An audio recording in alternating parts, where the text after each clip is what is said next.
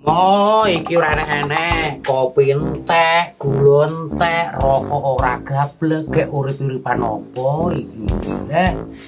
Ora lho.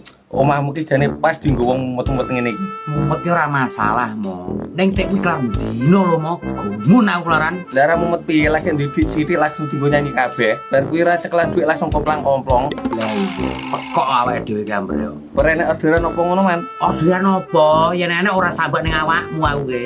Ya apa ngono, tambal ban nyuntek apa MC ngono lho. Ora enek, Mo. Yen enek aku ki ora sambat yang awakmu. Yo alah wong mumet awak dadi siji yo ngene iki to. Sik Mo, enek telepon. Wih, Pak Sis Mo, biasane kok nyuntik iki, tak angkat sik yo. Ya ge angkat tentara sakokan muni wae ke.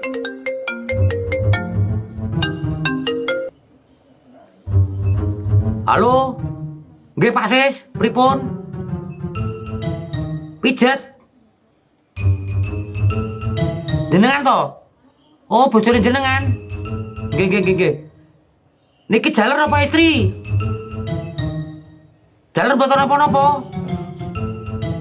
Napa? Sing penting tunanetra. Yen boten tunanetra pripun, Pak? Nggih. Kula pados kirin. Siap, Pak Sis. Waalaikumsalam warahmatullahi wabarakatuh.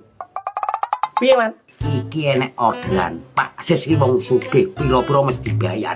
Ya wes gek digasno. Sik to, aja nggergas ae. Iki kon mesti bojone Pak Sis, tapi njaluk sing tunanetra uta. Lah nyapa kudu tunanetra? Ya mbuh jalane ngono, ampere yen iso ndelok isin ampere. Gek terus Iki timbang mlayu ning wong liya, ayo digarap awake dhewe. Kowe macok wuta.